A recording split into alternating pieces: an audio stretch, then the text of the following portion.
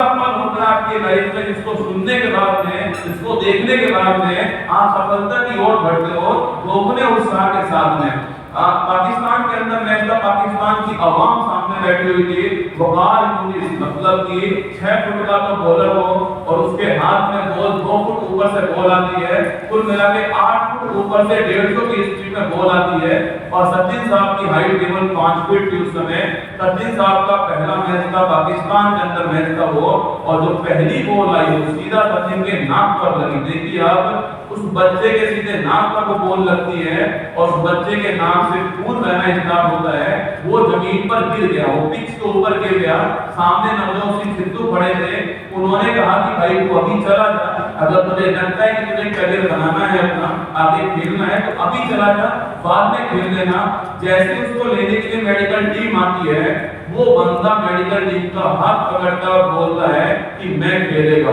और वो बंदा खड़ा हुआ वहां से बेड के ऊपर से और पिच पर खड़ा हुआ, नाक से खून बह रहा है। देखिए आप मंजर सोचिए, नाक से खून बह रहा है। पहला मैच, पाकिस्तान की आवाम हल्ला मचा रही है पाकिस्तान की टीम के लिए, और वकार यूनिस बॉल कर रहा है उस समय, और उसने अगली बॉल करी वही आपके वही बाउंसर बॉल थी, और उसने उस बाउंसर बॉल को मैदान के बाहर पहुंचाया, उस बॉल पर 6 मारा। तब वो इंसान सचिन तेंदुलकर बन पाया। अगर वो उस दिन हार मान लेता कि नहीं मैं मैदान के बाहर जा रहा हूं, तो यकीन मानना वो क्रिकेट का भगवान नहीं बन पाता। विराट कोहली आज तो हर कोई देखता है, देखो सफलता के बाद में सफल आप इंसान अगर हो गया तो उसकी सफलता हर कोई चाहता है। मैं भी बन जाऊं, हर किसी के दिमाग में होता है, पर कोई उसके कांटों वाला स्तर नहीं देखता, उसका प्रयास नहीं देखता है। विराट कोहली जब मैच खेल रहे थे उस समय उनके पिताजी की अर्थी उनके घर पर रखी हुई थी। 3 घंटे उस इंसान ने मैच खेला, और उस मैच में देखना आप लोगों ने सेंचुरी लगाई थी। उसके बाद वो अपने पिताजी का अंतिम संस्कार करने गया। सोचिए आप, उस बच्चे के लिए आज वो विराट कोहली हर किसी को नजर आ रहा है, लेकिन उसके पीछे का संघर्ष किसी को नजर नहीं आएगा, वो जो संघर्ष उसने किया होगा। मैं बस इतना कह रहा हूँ आपको कि उस संघर्ष को देखो आप, तो पीछे संघर्ष है ना।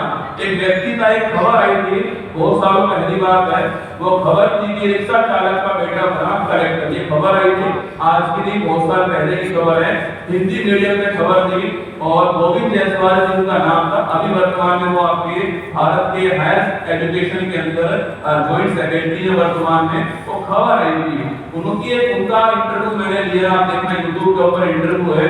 उसमें मैंने उनसे पूछा कि उनके पास चाय पीने को उसमें पैसे नहीं थे, और इंटरव्यू में जब वो जा रहे थे उस समय जो कोट पहना हुआ था उन्होंने, जो ड्रेस पहनी हुई थी, वो ड्रेस उनके जो बहन है उन बहन ने अपने आभूषण बेच के दिलवाई थी वो ड्रेस जो है।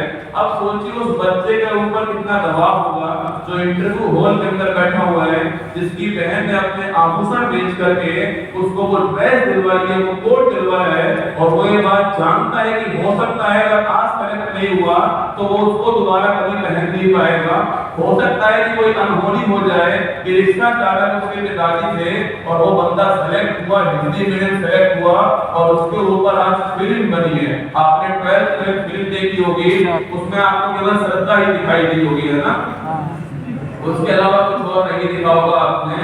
तो सोचिए 12th फेल जो फिल्म का संघर्ष है, आप सोचिए कितना संघर्ष मनोज जी ने किया होगा उस पद तक पहुंचने के लिए। तो आप किसी की सफलता मत देखिए कि वो सफल हो गया है आज जो है, अब क्या करना है, उसने सफल होने के लिए क्या किया था, आपको वो काम करना है। क्योंकि आज की दुनिया तो इंटरनेट की दुनिया है, आजकल हर चीज, आजकल बच्चा लोग का ऐसा हो चुका है कि 30 सेकंड में तय कर देता है कि कौन सा टीचर अच्छा है कौन सा नहीं है। एक रील आती है उसके सामने, उस रील को देख लेता है वो और मान लेता है कि टीचर अच्छा है गलत है, कोई राजनेता अच्छा है गलत है, कोई व्यक्ति अच्छा है गलत है। आपका पेशेंस लेवल इस समय बहुत कम हो चुका है, आप रुकते नहीं हो।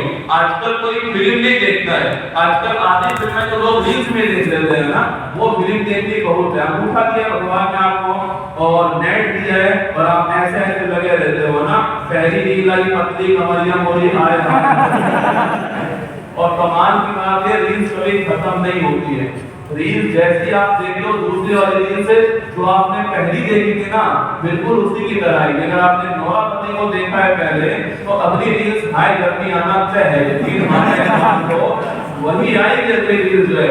आप क्या सोचते हो कि आज तो 1 घंटा पढ़ लिया, अब 10 मिनट में जो नेट चलाऊंगा, 10 मिनट में इंस्टाग्राम देखूंगा, उसके बाद से वापस से धुआंधार पढ़ाई करूंगा ना। आप जानते हो कि 10 मिनट आपके कभी पूरे होते नहीं है, आप वापस कभी आते नहीं हो पढ़ने के लिए। एक तो आपका टाइम टेबल बहुत खतरनाक टाइप का होता है। आप में से अधिकतर ने टाइम टेबल बनाया होगा कि सुबह 5 बजे खड़ा होऊंगा और 5:10 पे पढ़ने बैठ जाऊंगा ना। 10 मिनट में सारे काम कर लूंगा, जितने भी काम होते हैं। 5:10 पे पढ़ने बैठूंगा, 7 बजे तक पढ़ाई करूंगा और फिर 7 बजे चाय पीऊंगा, फिर 7:10 पे वापस पढ़ने बैठ जाऊंगा, 9 बजे तक पढ़ूंगा, फिर 9 बजे नहाने जाऊंगा, 5 मिनट में नहा के वापस आऊंगा और फिर पढ़ाई करूंगा। एकदम इतना टाइट शेड्यूल आपका बनता है टाइम टेबल के अंदर, इसमें हवा भी पास नहीं हो सकती। और आपका टाइम टेबल हमेशा अगली सुबह से चालू होता है, क्योंकि एक तो आपको सारे विचार रात में आते हैं, कभी आपको दिल में कोई विचार आता नहीं है। रात में खाना खाने के बाद में आपको विचार आते हैं, बेड पर लेटने के बाद में कि ये करना है कल सुबह से, और आपका टाइम टेबल हमेशा अगली सुबह से शुरू होगा। और आप जानते हो, आप अलार्म जो बंदा रात को 12 बजे तक पढ़ता था ना, वो बंदा आज 10 बजे सो गया है कि कल 4 बजे खड़े होकर के टाइम टेबल शुरू करूंगा। और कल सुबह 4 बजे अलार्म भी देना, खुद को विश्वास है नहीं खुद के ऊपर, 12 अलार्म लगाते हैं ना, 4 1 4 2 4 3 4 4 4 5 4 6, उसको पता है मैं खड़ा हूं ही, तो पूरा भरोसा है इस बात का, इसलिए 15 की अलार्म। और जैसे अलार्म बजा उतनी तेज वार करेगा उसके ऊपर कि उसको बंद कर दे, फिर खड़ा होगा 8 बजे, फिर बोलता है आज तो टाइम निकल गया है, कल से शुरू करूंगा ना। वो टाइम टेबल आपका आज तक शुरू ही नहीं हो पाया है। 2-4 दिन बाद वो टाइम टेबल के ऊपर आप समोसा खा रहे होते हैं, कचौड़ी खा रहे होते हैं, यही होता है टाइम टेबल का। और जिस दिन आपके अंदर हौसला, जिस दिन आपके अंदर जुनून होगा ना कुछ करने का, उस दिन देखना कोई अलार्म आपको जगाएगा नहीं। बीमार हुआ तो कोई अलार्म जगाता नहीं है। आज जो है मुझे पता है कि जिस दिन कभी गलती से, मुझे आज भी याद है, मेरी एक क्लास से मिस हो गई है सुबह 6 बजे, मैं उस दिन 6:30 बजे जगा हूँ। मैं जानता हूँ कि उस दिन पूरे दिन मेरे ऊपर क्या बीती है। माना कि मैंने वीडियो डाला है, यूट्यूब पर डाला है वीडियो, फिर भी उस दिन मुझे फील हुआ कि आज मैंने खुद से गद्दारी कर दी है। आज मैंने वो काम नहीं किया जिसके लिए मैं बना हूं, जिसके कारण मैं बना हूं, वो मैंने काम नहीं किया। तो ये आपके अंदर होना चाहिए कि अगर आप टाइम टेबल बनाया पूरा नहीं कर पा रहे हो, तो आपको अपने को सजा देनी चाहिए कि मैं क्यों नहीं पूरा कर पाया। देखिए, चाहे त्रेता युग हो, चाहे द्वापर युग हो और चाहे कलयुग हो, लड़ाई केवल फोड़ने की और भेदने की है। त्रेता युग में भगवान श्री राम ने धनुष उठा करके रावण का संहार किया था। द्वापर युग में भगवान श्री कृष्ण ने या फिर अर्जुन ने कहूं तो आपके मछली की कील को भेदा था। और अब कलयुग के अंदर आपको सरकारी नौकरी को भेजना है। लड़ाई केवल भेदने की है और आपको अर्जुन बनना पड़ेगा, आपको मछली के तीर पर निशाना लगाना पड़ेगा। इस समय भटकाने वाले बहुत सौदे मार्केट के अंदर है ना, बहुत कुछ मार्केट में आपको मिल जाएगा। एक तो टॉपर्स है, आपको बहुत सारे मार्केट में मिलेंगे। एक आपके आसपास जितने लोग हैं वो सारे वो हैं जो सफल नहीं हुए और आप उनको अपना मान चुके हो कि यही हमारे प्रेरणा स्रोत है ना। कुछ तो लोग आपकी सोसाइटी में ऐसे होते हैं, जैसे आप तैयारी कर रहे हो,